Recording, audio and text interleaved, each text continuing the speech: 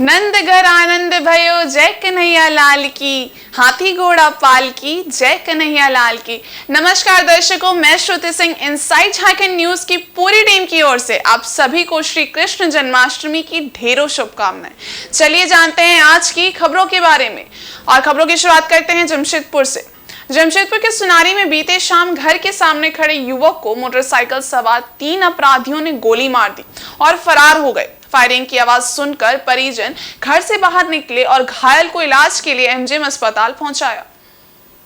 सुनारी DAV school के समीप रहने वाला देव ठाकुर अपने साथी विशाल कुमार उर्फ बल्लू और एक अन्य के साथ घर के समीप खड़ा होकर बातचीत कर रहा था। इसी बीच मोटरसाइकिल पर सवार 3 युवक आए और पुराना विवाद को लेकर झगड़ा करने लगे। इसी बीच एक युवक ने पिस्टल निकालकर देव पर फायरिंग कर दी। एक गोली उसके कंधे को चीरती हुई पीठ से बाहर निकल गई। घटना को अंजाम देने के बाद सभी अपराधी फरार हो गए। वहीं घायल देव को परिजनों ने इलाज के लिए एमजीएम अस्पताल पहुंचाया। घटना के बारे में विशाल उर्फ बल्लू ने बताया कि एक मोटरसाइकिल से रविदास गिरोह के 3 अपराधी आए। सभी कपड़े से मुंह ढके हुए थे। अचानक से फायरिंग कर दी और फरार हो गए। हालांकि जख्मी देव ने कुछ दूर दौड़कर उन्हें पकड़ने की कोशिश भी की, लेकिन वे लोग भागने में सफल हो गए। बल्लू ने बताया कि उन तीनों में से एक रविदास गिरोह का विशाल था। बताया जाता है कि घायल देव ठाकुर हेते गिरोह का सदस्य है। वो पूर्व में जेल जा चुका है। दोनों गिरोह में वर्चस्व को लेकर कई वर्षों से रंजिश चली आ रही है, जिसमें कई लोगों की जान जा चुकी है। फिलहाल पुलिस पूरे मामले की जांच करते हुए सीसीटीवी के आधार पर अपराधियों की पहचान कर उनके धरपकड़ में जुटी है। डीएवी स्कूल के पास रहते हैं और मतलब कि गोली लगा, हमको तो नहीं मालूम। हमको लड़का को बताया गोली लगा तो हम आए, घर से निकल के आए, हमको नहीं मालूम। 5 बजे बात कर रहे थे आपस में, जैसे ऐसे करके बात करते ना, बात कर रहे थे। वो लोग क्या चीज में थे? वो लोग बाइक में था, मुंह बांध के था तीनों, और गोली चला के चल गया। एक ही जलिया बस्ती रविदास। हमको तो लग रहा है कि हमको डाउट पूरा भरोसा नहीं है, लेकिन ये विशाल और गोली चलाया। वो एक देव ठाकुर बोल के लड़का है, और सोनारी में पात्रों क्लिनिक के पास में उसको कोई गन शॉट किया है, वो इंजोर्ड होकर आया है। अब उससे पूछताछ चल रहा है कौन मारा नहीं मारा है। उसके बाद इस संबंध में छापामारी थाना प्रभारी द्वारा कराया जा रहा है। पता कर करके इसको प्राथमिकी दर्ज कर करके हम लोग उसको गिरफ्तारी। उधर विगत 27 जुलाई को राजधानी रांची के पास जमीन कारोबार से जुड़े सीपीआई नेता सुभाष मुंडा हत्याकांड में पुलिस ने 3 और बदमाशों को गिरफ्तार करने में सफलता पाई है। इसके पहले पुलिस 3 बदमाशों को गिरफ्तार कर जेल भेज चुकी है। रांची के सीनियर एसपी द्वारा इस संबंध में एक प्रेस वार्ता आयोजित कर संवाददाताओं को इसकी जानकारी दी गई। उन्होंने बताया कि इस हत्याकांड में शामिल अपराधियों एवं अन्य षड्यंत्रकारियों की गिरफ्तारी के लिए एसआईटी का गठन किया गया है, जिसने पूरे मामले का उद्भेदन करते हुए अब तक कुल 6 अपराधियों को गिरफ्तार कर जेल भेज दिया है। इनके पास से हथियार भी बरामद किए गए हैं। गिरफ्तार अपराधियों के पुराने आपराधिक इतिहास भी रहे हैं। दिनांक 26/7/23 को रिंग रोड स्थित दलादली चौक के पास सुभाष मुंडा, जो पॉलिटिशियन भी थे और एक व्यवसायी भी थे, उनकी अपराधकर्मियों के द्वारा गोली मार कर हत्या कर दी गई थी। इस संदर्भ में तत्काल एक एसआईटी का गठन किया गया एसपीसीटी के नेतृत्व में, और उसके द्वारा लगातार कार्रवाई की गई। इस संदर्भ में पूर्व में भी कुल 4 गिरफ्तारियाँ हो चुकी थी, लेकिन अनुसंधान के दौरान कुछ और नाम सामने आए थे, जिसमें यह बात सामने आई थी कि बबलू उर्फ नागेश्वर पासवान इसमें एक तरीके से शूटर्स को अरेंज करने से लेकर पूरे षड्यंत्र में एक महत्वपूर्ण भूमिका में रहा था, जिसने छोटू खलको, विनोद महतो, अभिजीत पाड़ी और कन्हैया सिंह, इन चारों के साथ वो लगातार संपर्क में था। और जैसे पूर्व में भी बात सामने आई थी कि जो 119 डेसिमल ज़मीन का एक प्लॉट और एक 91 डेसिमल एक ज़मीन का प्लॉट, बेसिकली इन्हीं 2 ज़मीन के व्यवसाय को लेकर के एक तरीके से कह सकते हैं कि मनमुटाव चल रहा था, और उसी को हथियाने के लिए इन लोगों के द्वारा षड्यंत्र कर सुभाष मुंडा की हत्या कर दी। ये तीनों ऐसा कहा जा सकता है कि मुख्य षड्यंत्रकारी के रूप में इनकी भूमिका थी, और ख़ास तौर पर पूरी प्लानिंग जो की गई उसमें बबलू पासवान ने, वो चाहे हथियारों का इंतजाम करने की बात हो या शूटरों को अरेंज करने की बात हो, ये सारी की सारी प्लानिंग इसके द्वारा लोगों के साथ मिल करके की गई, क्योंकि इसका लंबा पुराना आपराधिक इतिहास रहा है। तो आपराधिक घटनाओं को करने में एक तरीके से हम कह सकते हैं कि उसको कहीं ना कहीं इस बात का अनुभव था, जिसके आधार पर इसने बड़े ही प्लान तरीके से इस घटना को अंजाम दिया। और अंजाम देने के बाद इसने एक तरीके से पुलिस को पूरी तरीके से गुमराह करने की भी कोशिश की। यही कारण है कि पुलिस को थोड़ा समय भी लगा इसकी गिरफ्तारी करने में, लेकिन पुलिस लगातार इसके पीछे लगी रही और जो भी तकनीकी और मानवीय सूचना थी उसका संकलन करते हुए, उस पर कार्रवाई करते हुए SIT के द्वारा इसकी गिरफ्तारी की गई। वहीं झारखंड में डुमरी विधानसभा उपचुनाव मंगलवार को शांतिपूर्वक संपन्न हो गया। इस चुनाव में आमने सामने की लड़ाई के दावेदार इंडिया गठबंधन एवं NDA गठबंधन दोनों ने अपने अपने उम्मीदवारों की जीत के दावे किए हैं। साथ ही दोनों जीत के प्रति आश्वस्त भी दिखे। राजधानी रांची स्थित झारखंड मुक्ति मोर्चा के कैंप कार्यालय में पार्टी के वरिष्ठ नेता और केंद्रीय महासचिव सुप्रियो भट्टाचार्य ने प्रेस वार्ता के माध्यम से अपनी पार्टी की सिटिंग सीट रही डुमरी उपचुनाव में हुए मतदान के बाद अपने और अपने गठबंधन की प्रत्याशी के जीत के दावे किए और पूर्ण रूप से आश्वस्त भी दिखे। उन्होंने डुमरी की जनता की ओर से झारखंड मुक्ति मोर्चा की सिटिंग सीट से शिक्षा मंत्री रहे स्वर्गीय जगन्नाथ महतो को श्रद्धा अर्पित किया और कहा कि झामुमो गठबंधन ये चुनाव भारी मतों के अंतर से जीतने जा। मतदाता मंडल को जिन्होंने अब तक जो प्राप्त सूचना है, सभी 373 बूथों में बहुत शांतिपूर्ण तरीके से कतारबद्ध होकर राज्य के पूर्व शिक्षा मंत्री स्वर्गीय जगन्नाथ दा को अपना श्रद्धा सुमन वोट के द्वारा अर्पण किया है। उनका भी अभिनंदन करते हैं और हमको लगता है कि एक बड़ा परसेंटेज बाई इलेक्शन में इस बार वहाँ देखने को मिलेगा, क्योंकि अभी तक लगभग जो हमें सूचना है लगभग 65% से ज़्यादा मतदान हो चुका है और अनुमानतः वहाँ 70 से ज़्यादा, ऐसे भी वो हाई पोलिंग कंस्टिट्यूएंसी है, तो 70-75% के बीच में ही मतदान होगा। क्योंकि प्रत्याशी भी 6 हैं, इसलिए बहुत ज़्यादा वोटों का बंटवारा नहीं होगा और हमको लगता है कि पूरा इलेक्शन जो वोटर लगभग 2,10,000 से लेकर 2,25,000 के बीच में वोट कास्ट होगा, उसमें लगभग बाइपोलर ही सिस्टम होगा, मतलब इंडिया और NDA में। अब तो इंडिया कहने से इस प्रकार का लोगों में दहशत हो जाता है। वहीं डुमरी उपचुनाव के बाद भारतीय जनता पार्टी ने NDA प्रत्याशी की जीत का दावा किया है।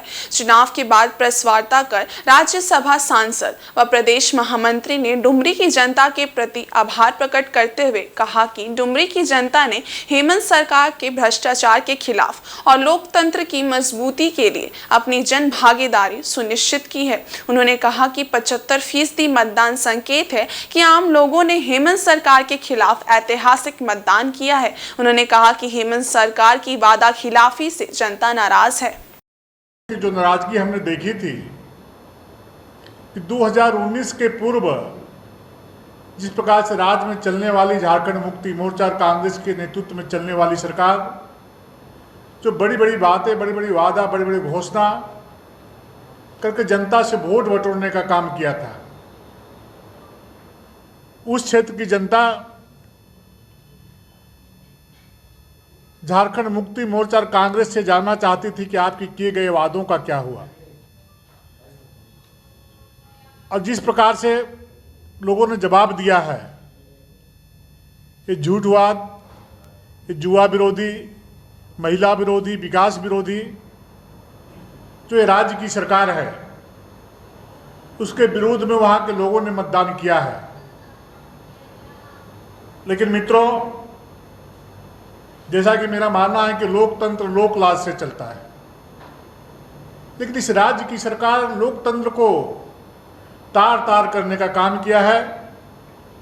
जिस प्रकार से आपने देखा कि प्रशासन का सहयोग लेकर के जो एनटीए के दो सांसद जो क्षेत्र में प्रवास में थे, मैं खुद वहां प्रवास कर रहा था, और आजसू के सांसद आदरणीय चंद्रप्रकाश चौधरी जी लगातार वहां प्रवास कर रहे थे, सुदेश महतो जी भी प्रवास कर रहे थे, आदरणीय बाबूलाल मरांडी जी, आदरणीय रघुवर दास जी, आदरणीय अर्जुन मुंडा जी, अन्नपूर्णा जी समेत सभी बड़े नेता प्रवास में थे।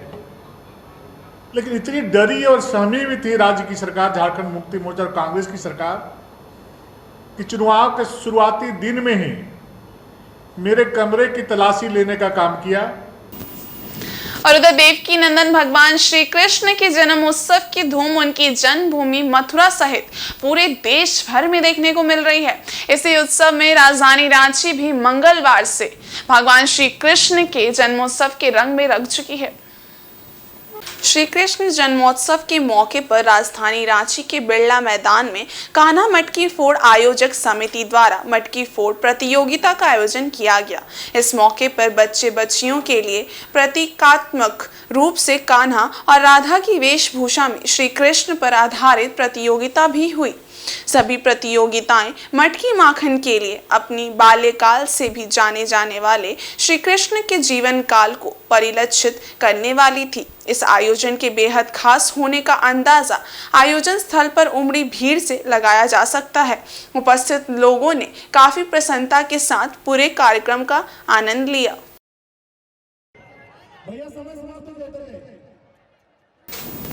इधर पश्चिमी सिंहभूम के खुटपानी प्रखंड अंतर्गत लोहरदा पंचायत के इचापी गांव में बीती रात गालू जामदा के 11 वर्षीय पुत्र राम जामदा की सर्पदंश से मौत हो गई है। परिजनों की मांग पर पुलिस ने बिना पोस्टमार्टम के राम जामदा का शव उसके परिजनों के हवाले कर दिया। घटना बीती रात करीब 8 बजे की बताई जा रही है। राम जामुदा द्वारा शोर मचाए जाने के बाद लोग जमा हो गए। आनन फानन में घायल बच्चे को इलाज के लिए चक्रधरपुर अनुमंडल अस्पताल में भर्ती कराया गया, लेकिन इलाज के दौरान बच्चे की मौत हो गई। मौत के बाद पोस्टमार्टम कराए बगैर ही बच्चे के शव को परिजनों के हवाले करते हुए गाँव भेज दिया गया। इसकी सूचना प्रखंड प्रमुख सिद्धार्थ होनहागा व मजदूर नेता सिकंदर जामुदा को मिली। इसके बाद मंगलवार की सुबह परिजनों के साथ प्रखंड प्रमुख सिद्धार्थ होनहागा एवं मजदूर नेता सिकंदर जामुदा बच्चे के शव को लेकर अनुमंडल अस्पताल पोस्टमार्टम कराने पहुंचे, जहां हंगामा भी मचा। प्रखंड प्रमुख सिद्धार्थ होनहागा ने कहा कि सांप काटने के बाद अगर किसी व्यक्ति की मौत होती है तो सरकारी प्रावधान के तहत उस व्यक्ति के परिजनों को मुआवजे के तौर पर 4 लाख रुपए दिए जाते हैं, जिसके लिए पोस्टमार्टम कराना आवश्यक है। इस दौरान मजदूर नेता सिकंदर जामुदा ने कहा कि स्वास्थ्य व्यवस्था की लापरवाही से आए दिन गरीबों की मौत हो रही है। अनुमंडल अस्पताल के प्रभारी चिकित्सा पदाधिकारी डॉक्टर अंशुमन शर्मा ने कहा कि इलाज के दौरान अस्पताल में अगर मौत हुई है तो मृत्यु प्रमाण पत्र दिया जाएगा। साथ ही उन्होंने कहा कि परिजनों की इच्छा अनुसार ही बच्चे के शव का पोस्टमार्टम किया जाएगा। उसका मृत्यु हो जाती है तो डॉक्टर जब मृत्यु हो गई है रात को तो 1 दिन रखना चाहिए और उसको उन लोगों को उसका गार्जियन को बोलता है कि आप लोग बच्चा जो है मृत हो गया, उस बच्चे को आप लोग ले जाइए। और जो सरकार का जो प्रावधान है कम से कम उस प्रावधान को भी बताना चाहिए। जैसे आपदा से 4 लाख रुपया मिलता है पोस्टमार्टम करने के बाद, मगर डॉक्टर लोग सही जानकारी नहीं दिए और रात को ही मृत बच्चा को और उसका पिताजी लोगों के साथ रातें को ही भेज दिए। कम से कम 1 रात तो रखना चाहिए और परिवार लोगों को भी जानकारी नहीं देते हैं डॉक्टर साहब, तो कम से कम डॉक्टर लोगों को जानकारी देना चाहिए कि जब मृत हो जाते हैं बच्चे, सरकार का तरफ से प्रावधान है आपदा विभाग से 4 लाख रुपया का मुआवजा का, उस मुआवजा को दिलाने के लिए पोस्टमार्टम जरूरी है। अगर पोस्टमार्टम नहीं होगा तो वो मुआवजा नहीं मिलेगा। कर रहे हैं इचापी जंगल एरिया पड़ता है जी, जिस वजह से उसको लाने में भी हो सकता है थोड़ा सा विलम्ब हो गया होगा। और जहाँ तक हॉस्पिटल पहुँचा इलाज के दौरान उस बच्चा का जो मृत्यु हो गया है, प्रभारी वही है, मृत्यु हो गया है, लापरवाही के कारण है मृत्यु हो गया है। अगर लापरवाही नहीं होता तो वो डेथ कर गया। जब सांप काटा है तो तुरंत उसको डिस्चार्ज नहीं कर देना चाहिए, घर नहीं भेजना चाहिए। प्रक्रिया पूरा करके भेजना चाहिए। सरकार का प्रक्रिया है, उस प्रक्रिया को पूरा करना चाहिए। जिस बच्चा को सांप काटा उसको 4 लाख रुपया आपदा की तरफ से उसको मुआवजा भी मिलता है। कि मुझे पूरी जानकारी नहीं है। अभी आप लोग मेरे जब फ़ोन किए हैं तो मुझे पता चला कि स्नेक बाइट से जो मृत्यु हुई थी, ट्रीटमेंट भी हुआ था, लेकिन बच्चा बच नहीं पाया।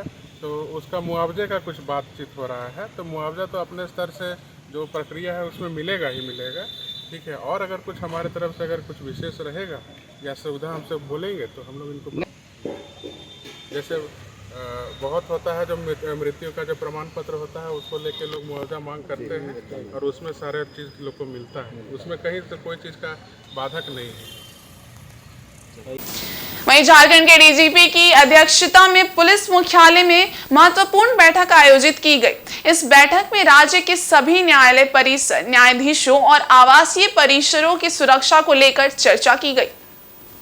एक और बैठक में पुलिस महकमे के आला अधिकारी मौजूद रहे, तो वहीं तमाम जिलों से एसपी भी वीडियो कॉन्फ्रेंसिंग के जरिए इस बैठक से जुड़े। दरअसल झारखंड के जमशेदपुर जिला कोर्ट में पेशकार पर हुए हमले का मामला झारखंड हाई कोर्ट पहुंच चुका है। मामले की गंभीरता को देखते हुए झारखंड हाई कोर्ट ने स्वतः संज्ञान लिया और सुनवाई के दौरान डीजीपी और गृह सचिव को तलब किया। न्यायालय, न्यायाधीशों और आवासीय परिसरों की सुरक्षा को लेकर ही डीजीपी झारखंड की अध्यक्षता में एक हाई लेवल मीटिंग हुई। आज की ये मुख्य रूप से बैठक पुलिस महानिदेशक महोदय के अध्यक्षता में सभी जिलों के पुलिस अधीक्षक, रेंज डीआईजीज और जोनल आईजीज के साथ की गई थी। इसमें जितने भी न्यायालय झारखंड राज्य में स्थित है तथा जो न्यायिक पदाधिकारी है एवं जो आवासीय कॉलोनीज है उनकी सुरक्षा हेतु जिला स्तर पर जो कार्रवाई की जा रही है, सुरक्षा की व्यवस्था जो की गई है, बलों की प्रतिनियुक्ति की गई है, उनकी मॉनिटरिंग हेतु जो व्यवस्था की गई है, सीनियर ऑफिसर्स की जो तैनाती की गई है, साथ साथ जो सुरक्षा उपकरण उन परिसरों में जो लगाए गए हैं और ओवरऑल जो सिक्योरिटी फुल प्रूफ बनाने के लिए जो कार्रवाई की जा रही है उसके संबंध में सभी पुलिस अधीक्षकों के द्वारा पुलिस महानिदेशक महोदय को अपने अपने जिला के संबंध में कृत कार्रवाई जो की गई है उसकी जानकारी दी गई। साथ ही साथ जो आवश्यकताएं और उन्हें हैं सुरक्षा को और सुदृढ़ बनाने के लिए उसके संबंध में भी उनके द्वारा पुलिस मुख्यालय को अवगत कराया गया और दिशा निर्देश दिए गए हैं कि उन कमियों को यथाशीघ्र जो है पूरी करेंगे और सुरक्षा व्यवस्था पुख्ता करने के लिए जो भी आवश्यक कदम उठाए जाने हैं उन कदमों को उठाया जाएगा, आवश्यक कार्रवाई की जाएगी। इस पूरे जो सुरक्षा व्यवस्था की मॉनिटरिंग की और समीक्षा की जिम्मेदारी जो है संबंधित रेंज डीआईजीज को दी गई है और रेंज डीआईजीज को ये निर्देश दिया गया है कि वो उनके क्षेत्र में जितने भी जिले हैं और उन जिलों में जितने भी न्यायालय अवस्थित हैं उन और न्यायिक परिसर है, आवासीय कॉलोनीज है, जितने भी जुडिशियल ऑफिसर्स हैं उनकी सभी की सुरक्षा की समीक्षा करते हुए एक समेकित प्रतिवेदन पुलिस मुख्यालय को उपलब्ध कराएंगे।